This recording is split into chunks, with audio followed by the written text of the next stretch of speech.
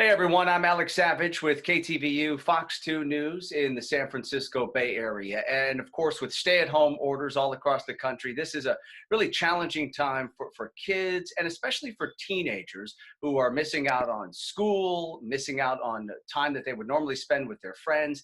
And there is one organization here in the Bay Area that is helping kids reconnect with each other in an online setting. I want to bring in David Klein, who is with America Offline. David, it's good to have you with us here. Tell everyone about your program. It's called QuaranTEENS.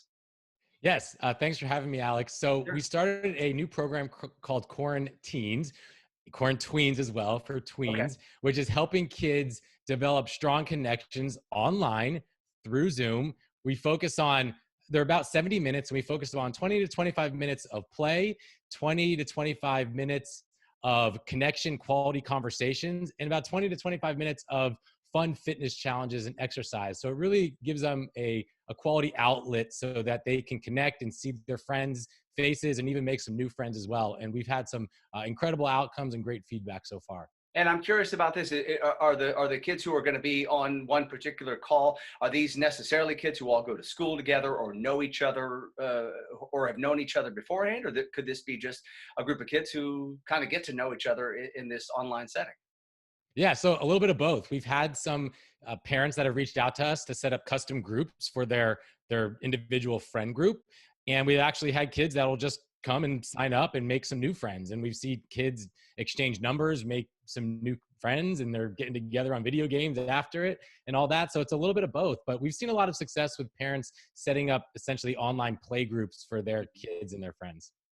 All right, so I know a big aspect of these hangouts online, which by the way, a life coach like yourself is going to be a part of that call, kind of host the call and walk the kids through it. But a real important aspect of this is the emotional check-in, because we know, and we've talked a lot about this, that kids and especially I think teenagers are struggling with a lot of emotions. They have a lot of anxiety, a lot of fear around everything they're missing out on, and of course everything that's playing out in the world. How do you try to check in with the kids who are on your calls?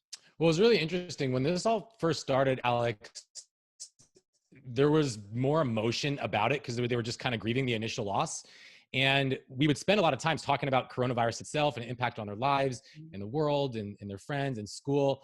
And now, at first, it was really difficult for them. And now they've really kind of gotten to a flow of things. They've started to get into a rhythm with the distance learning and at-home learning. And then we've helped them develop a little bit of structure as well. But we really take time at the start of every day to check in with them to make sure that they can open up if they're going through anything. Most of them are actually doing pretty well with this, but we're also taking time to actually set goals for them. And then we have them come back and we sort of serve as accountability partners for each other. And we're tracking how many push-ups we can do. And we're Hmm. encouraging each other through our exercise. So it allows for a level of purpose and intention through this time through quarantine. But they also know that this is we create a little bit of a family atmosphere where they can come and they could share. And we do take that time so that we check in with them emotionally. Yeah, that's so important.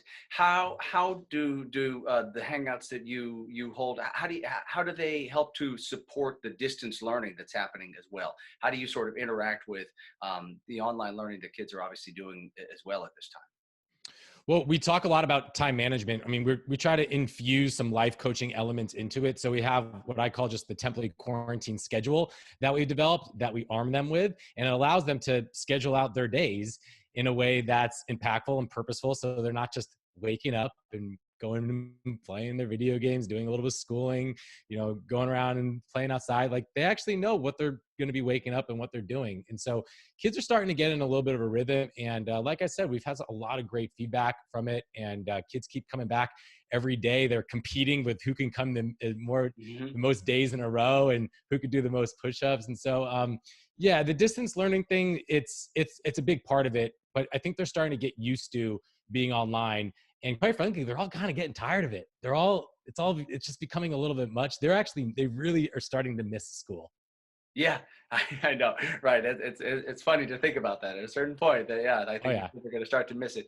So you have the QuaranTEENS program, obviously for the high school set, but you've also started a QuaranTweens. So Yeah. you're looking at the younger set, the grade schoolers, and how is that going? How do those classes maybe differ from the older teenagers?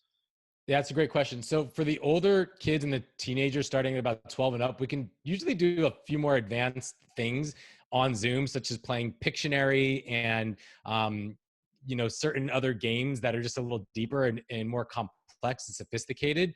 Go into breakout rooms and things like this. Really managing and using Zoom to actually be as impactful, if not more impactful, than an in-person experience. Hmm. For the younger kids, we started off at 9 years old, and I was uncertain how well we would do with the 9-year-olds, but it was actually going great. So then a lot of parents reaching out, and we started going with 8-year-olds too. With those, it's a little more silliness and fun and games and doing scavenger hunts and grabbing things around the house and having them come and share and talk about it. Yeah. But either way, it's working. It's working. The kids really appreciate this. They're bouncing off the walls, and they really appreciate the opportunity to come online every day and just share and connect. So it's a little bit of a different program, but ultimately, this is about having fun, connecting, and incorporating some movement, fun, and laughter into their days.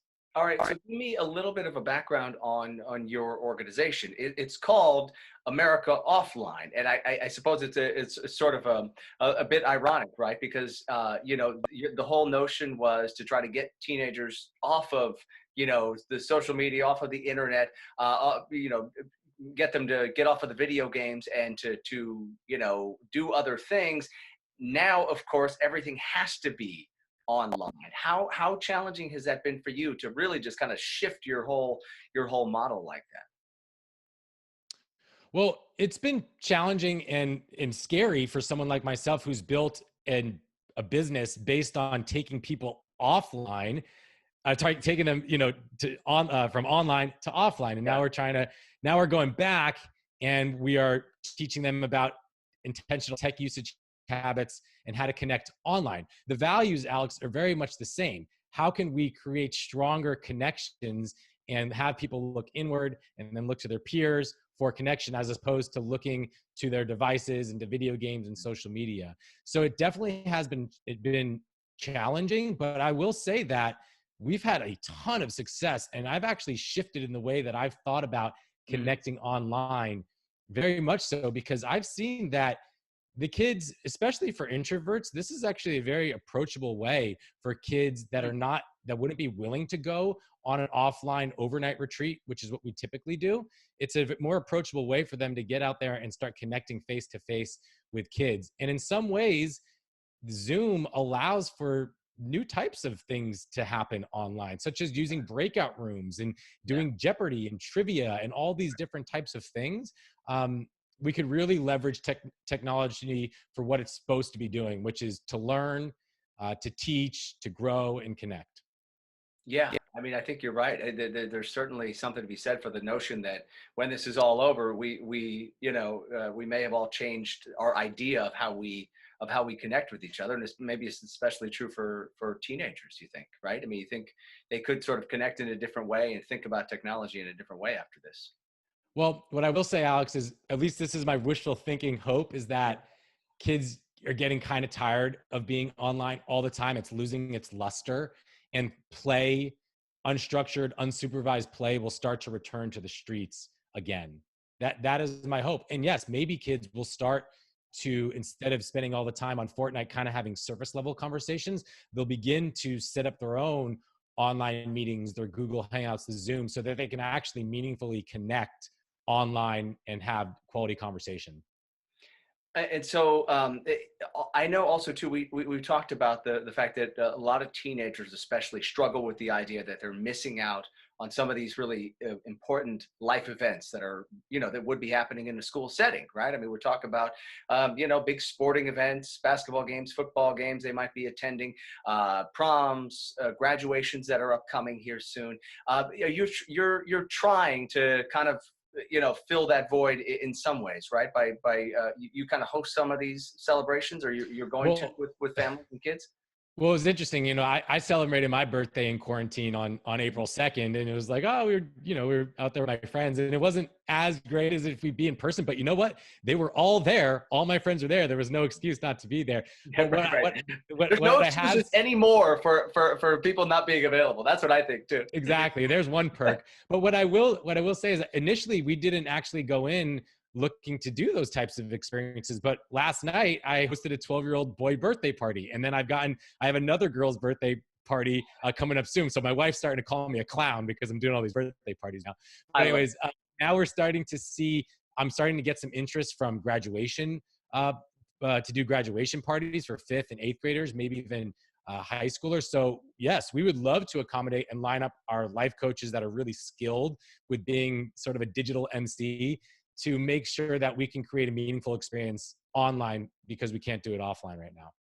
All right, so you talk about being a digital MC. So what would you say maybe a parent is watching this and they're thinking, well, I don't need someone to get all these kids together. Why doesn't my child just get on a Zoom call with 15 of his friends? It's the same thing. What's the value that you are bringing to these virtual meetups? Well, first of all, they can totally do that, and we encourage them to do that. And we're seeing a lot of kids on our Hangouts start to get together, make friendships outside of Hangouts that we're doing. But what I will say is it's really missing out on the positive role models that we're providing to them, the quality conversation, the depth, the stimulating, enriching exercises, both physically and sort of emotionally that we're putting the kids through. If we have the kids just talk on their own, oftentimes they're not really getting past the surface, really. And so we're giving them opportunities, and we've developed some expertise about allowing them to get vulnerable and open up about really what they're going through. So it's sort of it's a deeper level of connection, and just something different than what they're maybe getting in their private Hangouts, if you will. All right. All right. So, and what does it cost? You said 75-minute hangouts. Each session is about 75 minutes. What's the cost on this? And then, at the same time, by the same token, what about families that are thinking money's tight right now? This is going to be tough, but it sounds like it would be something that's great for my child. Totally. So we're offering full scholarships and half scholarships for people who can't afford it. If you can't afford childcare and you want to have your kids connect with other kids, like we'll take you. We'll make it work. That's the first thing. We understand these are tough times, but also we've actually priced this lower than we would have typically charged for this for our time. It's about $10 to $15 per 75-minute hangout, depending on how many you purchase. So it's about half of what you would pay for a babysitter. And we definitely don't think it's babysitting. We definitely think it's, a high level of interaction and coaching, but it's fairly inexpensive. You can either buy 6, 9, or 15 Hangouts. We have some kids that have been coming every single day, and really allows them to develop some structure into their days. Yeah, I was going to ask you how often. So sometimes it's every day, or it could be every other day, or it sort of just depends on what the kids or the parents want. Yeah, we're seeing kids come either, Monday, Wednesday, Friday, or Tuesday, Thursday, or really every day. They're after school in the afternoon, and they're the same time every day, so they can really get into a routine. Okay, and then I think I was reading you're available for anybody who's in the Greater Bay Area right now, but you're thinking about expanding, or where does that stand? Because people might see it elsewhere.